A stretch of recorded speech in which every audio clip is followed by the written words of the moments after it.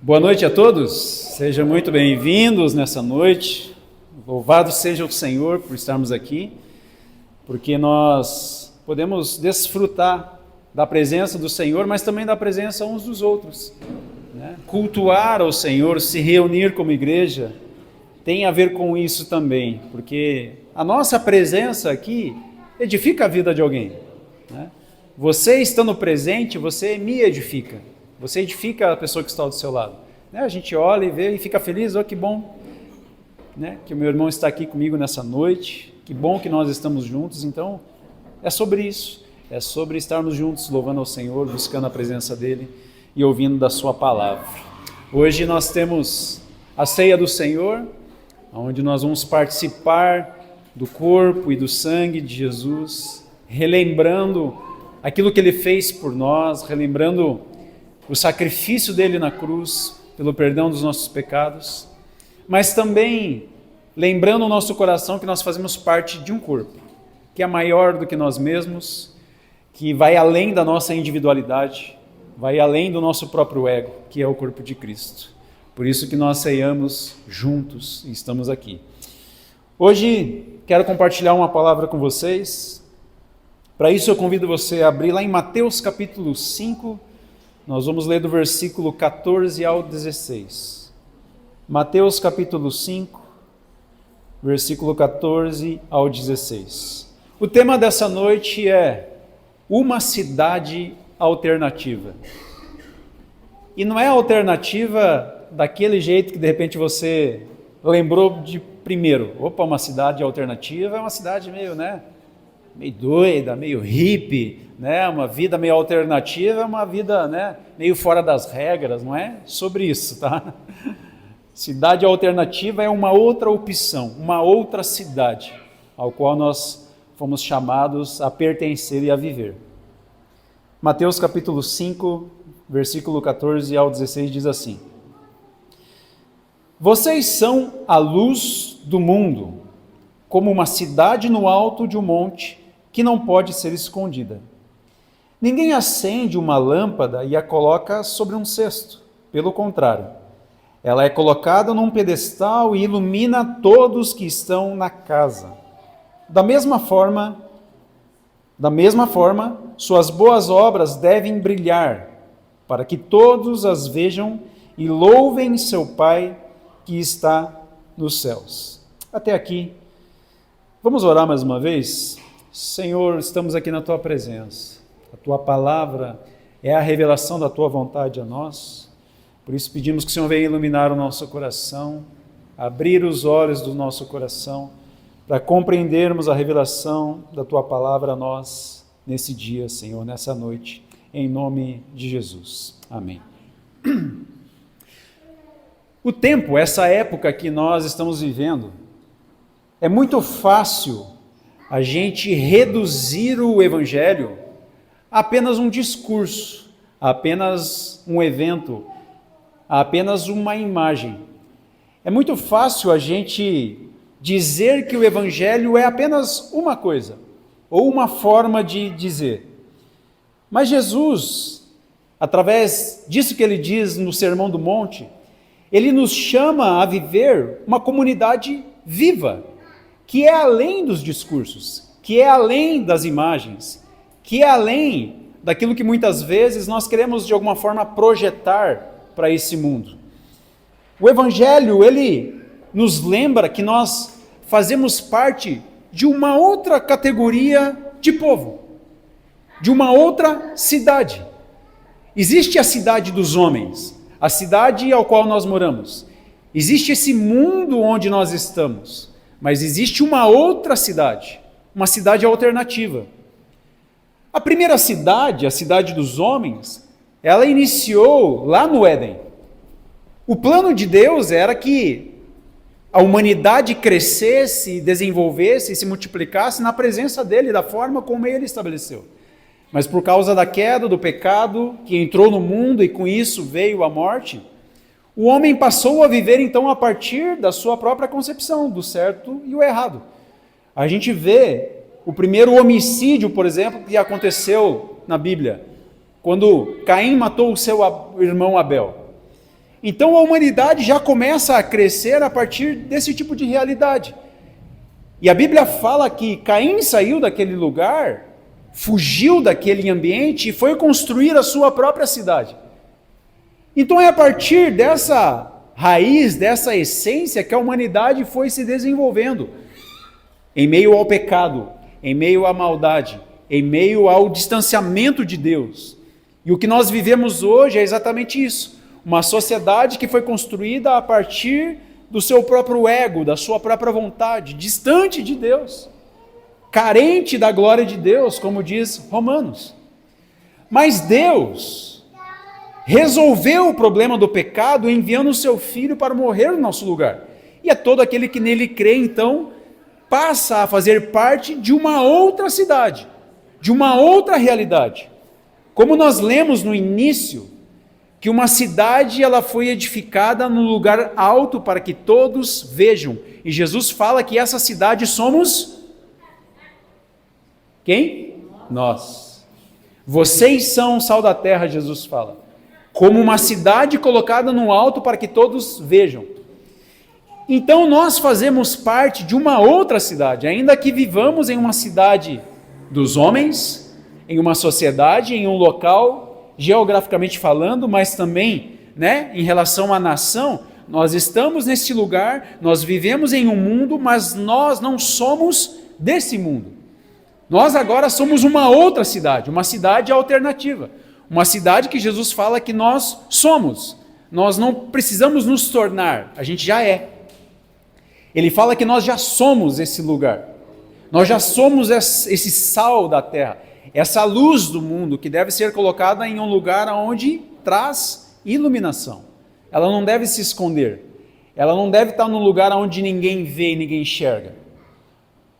O mundo ao qual nós estamos vivendo hoje, ele talvez não precise ouvir tanto a respeito de Jesus, mas ele precisa ver Jesus na forma como nós vivemos. É diferente. Porque o discurso sobre Jesus, ele existe. Os eventos a respeito de Jesus, eles existem. A pergunta é, nós como cidade de Deus, o mundo nos olhando, nos observando, eles enxergam em nós a vida de Jesus, da forma como nós vivemos, como cidade de Deus, como povo de Deus, como uma nova sociedade sendo levantada para a glória de Deus? Eu quero trabalhar alguns pontos nessa noite, com base nessa introdução. O primeiro, o Evangelho cria uma nova cidade. Abre comigo lá em Efésios capítulo 2. Efésios capítulo 2, versículo 19 ao 22. Efésios capítulo 2, do versículo 19 ao 22. Se os pais precisarem de um auxílio na salinha, fique à vontade, tá, gente? Podem acessá-la.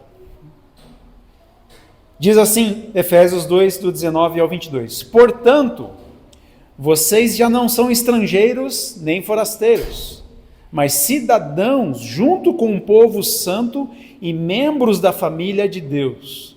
Juntos somos sua casa, edificados sobre o alicerce dos apóstolos e dos profetas, e a pedra angular é o próprio Cristo Jesus. Paulo, nesse texto, ele diz que o Evangelho nos torna cidadãos de uma nova cidade, ou seja, o povo de Deus. Nós nos tornamos essa nova cidade, nós nos tornamos esse novo povo em Cristo Jesus. E essa cidade, ela é construída sobre uma rocha. Que rocha é essa? Jesus. Não é sobre interesses pessoais que essa cidade é construída. Não é sobre a nossa força que essa cidade é construída. Não é estruturas humanas que mantêm essa cidade construída. Não, é Cristo Jesus que mantém essa cidade construída. Ele é a rocha, Ele é esse alicerce, Ele é esse lugar onde nós estamos sendo edificados.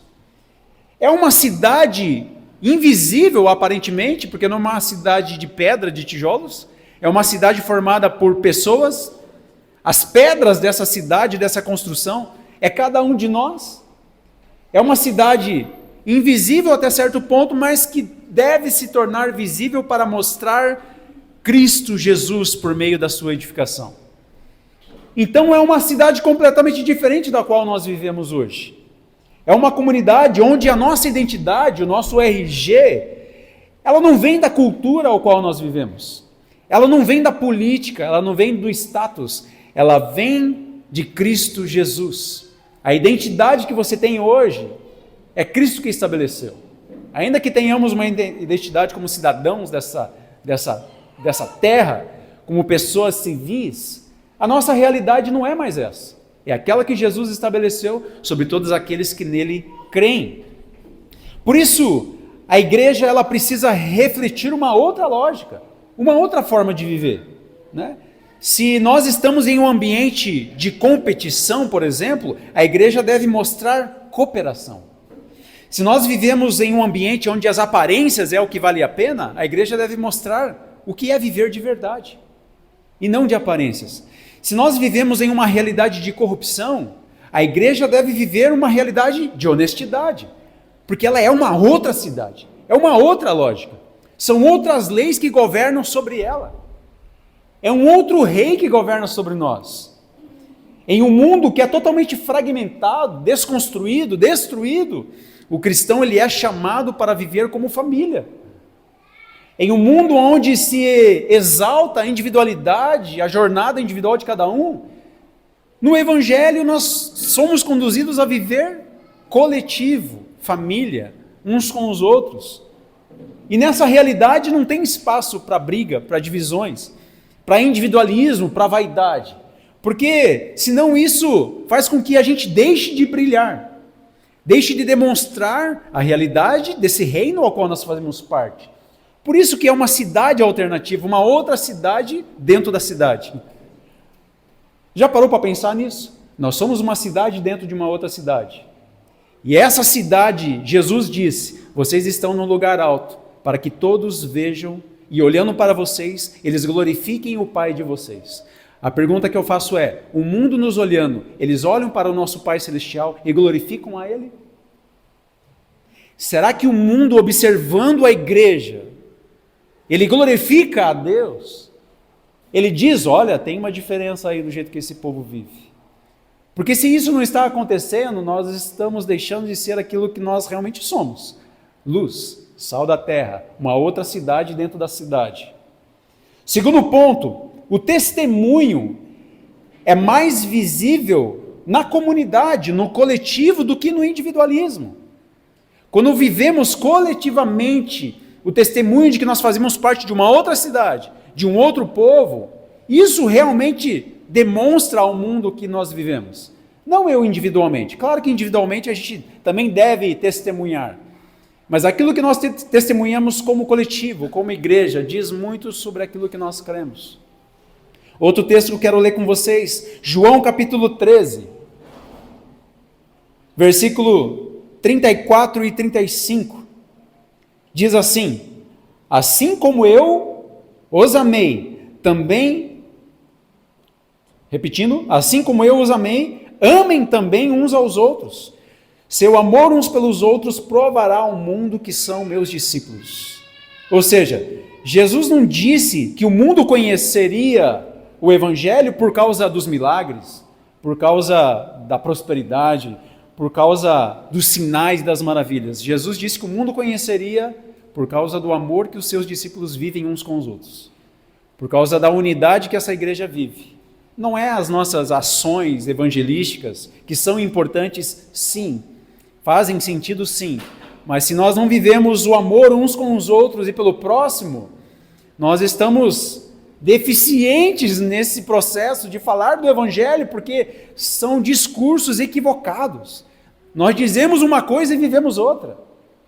Então, antes de dizer qualquer coisa, vivamos, amando uns aos outros, como discípulos de Jesus. O Evangelho ele é visível quando os relacionamentos são curados, são restaurados, quando há perdão, quando há reconciliação, quando há a vivência do amor de Deus uns para com os outros. É dessa forma que as pessoas vão olhar e vão ver, vão conseguir enxergar o que é a mensagem do Evangelho. As pessoas, elas não precisam de discursos religiosos, não precisam de coisas que nós queremos muitas vezes a partir da nossa própria força fazer, não. O que elas precisam enxergar são comunidades onde o amor é real, é verdadeiro, é palpável. É isso que as pessoas precisam ver em nós. Um ambiente, um lugar onde o amor é vivenciado realmente. Isso começa nos pequenos gestos, né? Nas pequenas atitudes, no perdoar, no servir, no cuidar, no ouvir um ao outro. E nessa parte de ouvir, eu percebo que a gente peca demais em ouvir o próximo.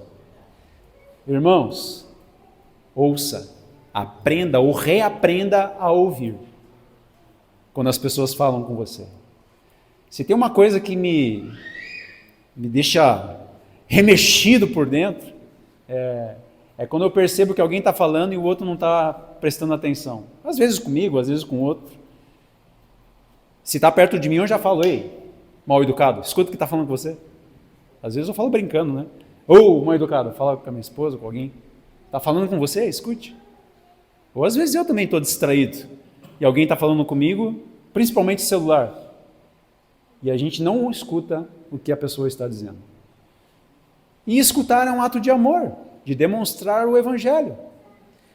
Esse mundo precisa de pessoas que escutem, que amem através da escuta, que amem através de pequenos gestos. Mas não, a gente quer fazer grandes coisas. A gente quer ficar fazendo movimentos, né? E barulho na cidade, achando que é isso que vai demonstrar o amor de Jesus. Não é, irmãos. Não é. É vivenciarmos uns com os outros o amor do Senhor.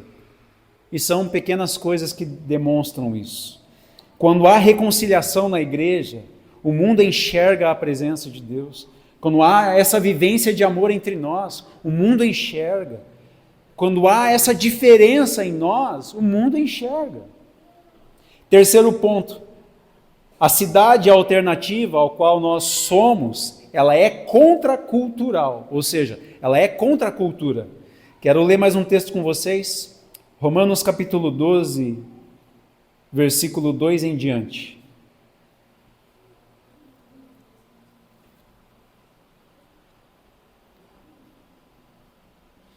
Romanos 12, do 2 em diante, diz assim: não imitem os comportamentos e os costumes deste mundo, mas deixem que Deus os transforme por meio de uma mudança em seu modo de pensar, a fim de que experimentem a boa, agradável e perfeita vontade de Deus. Ou seja, não imitem o comportamento deles, mas deixem que sejam transformados pela mudança de pensamento em vocês. E o Evangelho nos chama a isso. O Evangelho nos chama para essa transformação de dentro para fora. Algo que começa em nós, no coletivo, na igreja, como discípulos de Jesus. E essa cidade, né, que Deus está edificando, que somos nós, ela se destaca diante de um mundo que vive a partir de outras leis, de outras realidades, de outra cultura, de outros costumes. O nosso rei tem outros valores. Aquele que governa o nosso coração tem outros valores. Então, enquanto o mundo busca poder, fama, lucro, a cidade alternativa, a nossa cidade, ela busca servir, ela busca a humildade, ela busca a justiça, ela busca a reconciliação, ela busca o oposto. No nosso trabalho, por exemplo, se há desonestidade, se há mentira, aquele que faz parte da cidade de Deus, ele vai agir com verdade, ele vai agir com honestidade. Ele não vai se misturar ao que o mundo pensa, ele vai ser diferente. No lar, nós vamos agir com paciência quando a maioria quer desistir, quer abandonar, quer brigar, quer ir, enfim, defender os seus próprios interesses. Nas redes sociais, nós vamos semear a paz, o amor, não entrar nesse limbo, essa mistura de cada um brigando por uma coisa e querendo mostrar que está certo. Nós vamos mostrar aquilo que nós cremos, semear o Evangelho. Na igreja, nós vamos buscar unidade acima de nossas diferenças, das nossas preferências pessoais. Nós vamos viver como Jesus espera que nós vivamos. E cada escolha dessa, que são escolhas éticas, né? Que são escolhas de comportamento, e de forma amorosa, nós vamos demonstrando ao mundo, vamos brilhando os valores do reino de Deus. Quarto ponto, qual é o propósito dessa cidade alternativa? Por que ela existe? Ela existe para que o mundo veja e glorifique a Deus. Quero ler mais um texto com vocês. 1 Pedro capítulo 2. 1 Pedro capítulo 2, versículo 12. 1 Pedro capítulo 2, versículo 12. Olha o que diz aqui. Procurem viver de modo exemplar entre os que não creem, para que mesmo que eles os acusem de fazer o mal, vejam seu comportamento e deem glória a Deus quando ele julgar o mundo. Olha o que ele está dizendo. Procurem viver de modo exemplar diante daqueles que não creem, porque ainda que eles te acusem de fazer o mal, o comportamento que você vai estar demonstrando vai mostrar a glória de Deus, vai fazer com que aquela realidade seja transformada. Por isso, a missão da cidade alternativa, como eu estou usando aqui, da cidade de Deus, nessa outra cidade, não é uma autoafirmação, mas a revelação de quem habita em nós. É revelar Deus através da nossa vida.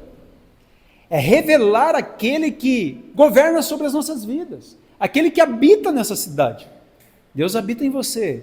Amém ou não amém? Amém. Sim ou não? Como diz aquele pregador. Sim ou não? Sim. Deus habita em nós e Deus habita no povo dele, como cidade sendo edificada. Então nós vamos demonstrar esse Deus que habita em nós por meio da forma como nós vivemos. E quando a igreja vive o evangelho, o mundo tem essa imagem, tem esse vislumbre da glória de Deus. O mundo pode ver algo diferente. Eles conseguem observar, e Jesus falou isso. Eles vão olhar as boas obras de vocês, e vão olhar para o Pai de vocês e vão glorificar o Pai de vocês.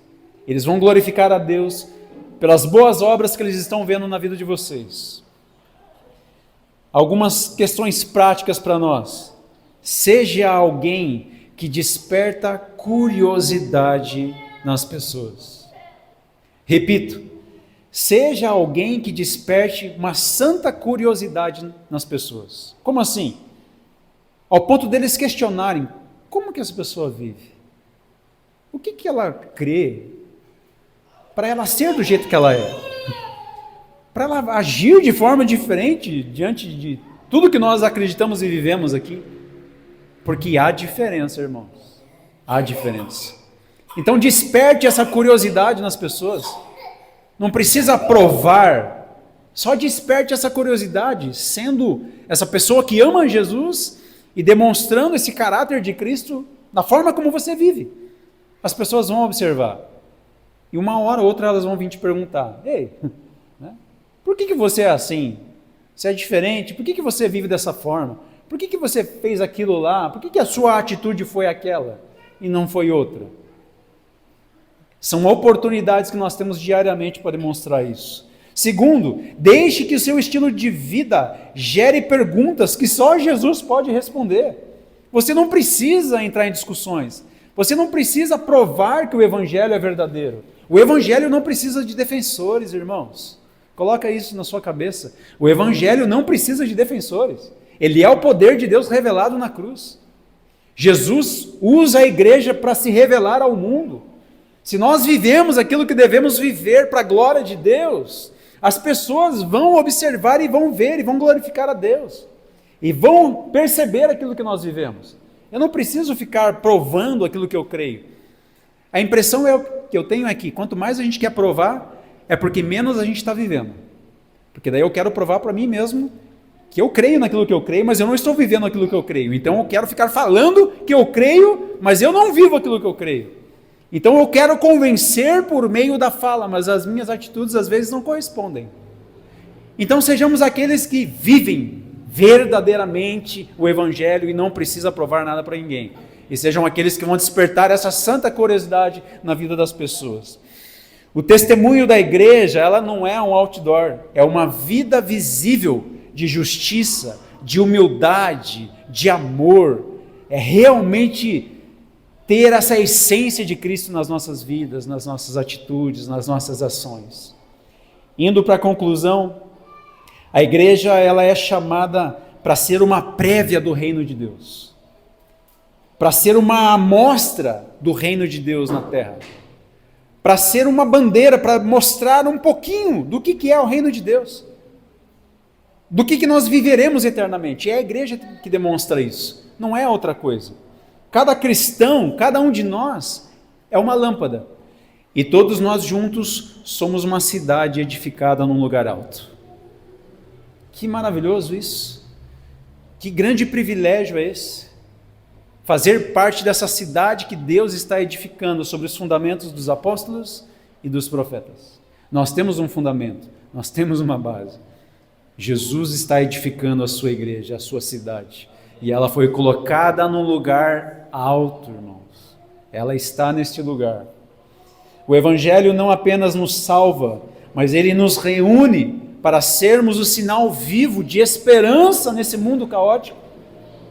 O último texto que eu quero ler, Mateus capítulo 5, verso 16, diz: da mesma forma, suas obras, elas devem brilhar, para que todos vejam e louvam o Pai de vocês que está nos céus.